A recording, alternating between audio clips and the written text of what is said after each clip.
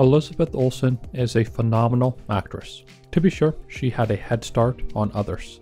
She, like her famous sisters Mary-Kate and Ashley, got started with acting early when she was just 4, which, to be fair, is still later than her older twin sisters, who started at 9 months. But unlike them, Elizabeth Olsen's career could have gone either way, and for a few years, I think some, like herself, expected it to go otherwise. Because after her first role in 1994's How the West Was Fun, Olsen retreated from the screen entirely. She took acting classes and did theater, but by the mid-2000s, she considered leaving acting behind entirely after seeing the treatment Mary-Kate got. But she stuck with it, eventually attending NYU, where she continued to learn how to act. In 2011, 17 years after her first role, Olsen starred in her second movie ever, Martha Marcy May Marlene, which won critical acclaim and made a solid $5.4 million on its $600,000 budget. Her other 2011 film, Silent House, had worse reviews but made more than $13 million on its $2 million budget.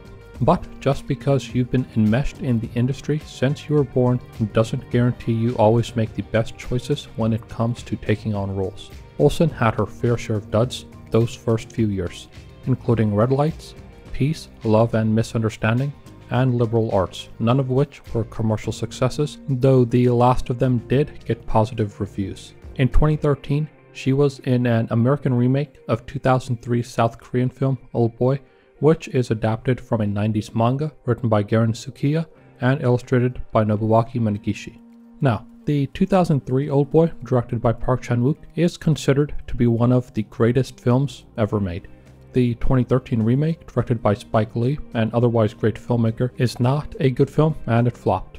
Olsen's next film, In Secret, was also poorly reviewed. But around this time, she got the roles that would help turn her into a star. The first came in the form of 2014's Godzilla. Released 16 years after Hollywood's first attempt at Godzilla, the 2014 version was a massive financial success and, perhaps surprisingly, a resounding critical success, which isn't something people often associate with monster movies. Olsen played a nurse, and it was a role she really wanted. The past few years, all she had done were small indie movies. Many of them flopped with critics, while a few were commercially successful. Still, she wanted something high profile, and she got her first taste of it in Godzilla.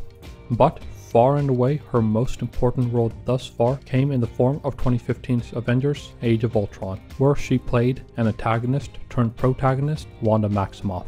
The movie cleared $1.4 billion at the box office and, after 20 years, turned Olsen into an overnight success. Olsen would reprise the role in billion-dollar hit after billion-dollar hit.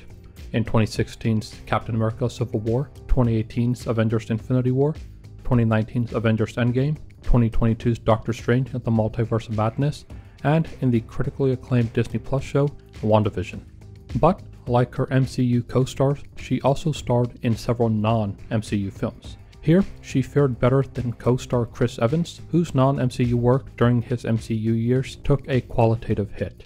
Besides 2015's I Saw the Light, which got negative reviews and flopped at the box office, movies like Ingrid Goes West, where she co-starred with Aubrey Plaza, 2017's Wind River, where she starred alongside MCU co-star Jeremy Renner, 2017's Kodachrome, and 2023's His Three Daughters, all got decent reviews, with the Wind River also making $45 million on an $11 million budget. In 2018 and 2019, she starred in the TV show Sorry for Your Loss, which got positive reviews, and in 2023, she also starred as Candy Montgomery in the miniseries Love and Death for HBO, which got mixed reviews. Though Godzilla and the MCU movies are far and away her most successful films, Elizabeth Olsen has shown that she's able to take on a range of roles and excel in many of them. As an actress, she's forged a successful path apart from her sisters, who leaned more into the fashion and beauty side of the industry. It's not easy to step out of another's shadow, but Olsen did so to resounding success. She is an excellent actress, and considering how young she is, I think her best work is still ahead of her.